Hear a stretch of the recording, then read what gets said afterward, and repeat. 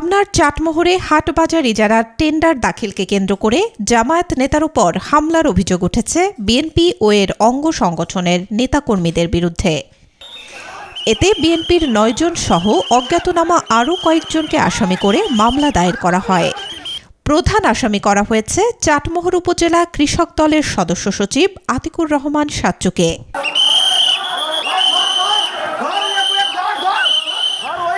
বৃহস্পতিবার রাতে জামায়াতে ইসলামের চাটমোহর উপজেলা শাখার আমির মাওলানা মোহাম্মদ আব্দুল হামিদ মামলাটি করেন।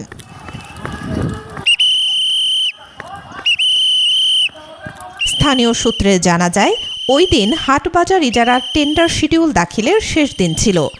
বিকেল ৩টা ছিল জমা পড়া টেন্ডারের বাক্স খোলার নির্ধারিত সময়।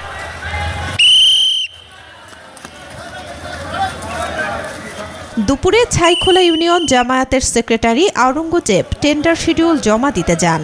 এ সময় বিএনপি ও এর অঙ্গ সংগঠনের নেতাকর্মীরা তার উপর হামলা চালায় বলে অভিযোগ ওঠে।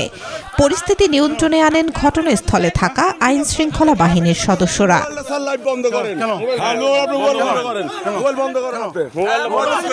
এর কিছুক্ষণ পর ব্যক্তিগত কাজ শেষে ইউএনও কার্যালয় থেকে বের হওয়ার সময় উপজেলা জামায়াতের সেক্রেটারি মাওলানা হাবিবুর রহমান হাবিবের ওপরও হামলা হয়। হামলাকারীরা তাকে মারধর শুরু করলে আইন শৃঙ্খলা বাহিনী পরিস্থিতি সামাল দেওয়ার চেষ্টা করে। এই ঘটনায় কয়েকজন আহত হন বলে জানা গেছে।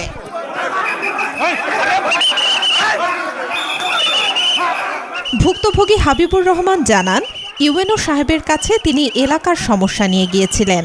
কাজ শেষ করে বের হতেই বিএনপি ও অঙ্গ সংগঠনের কয়েকজন তার উপর হামলা চালায়।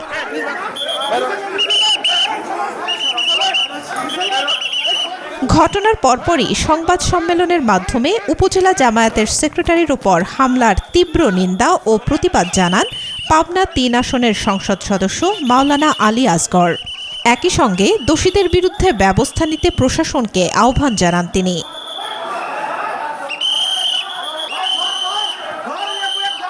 চাটমোহর থানার ভারপ্রাপ্ত কর্মকর্তা গোলাম সারোয়ার হোসেন জানান, হামলার ঘটনায় মামলা রেকর্ড করা হয়েছে। তদন্ত সাপেক্ষে জড়িতদের বিরুদ্ধে আইনগত ব্যবস্থা নেওয়া হবে।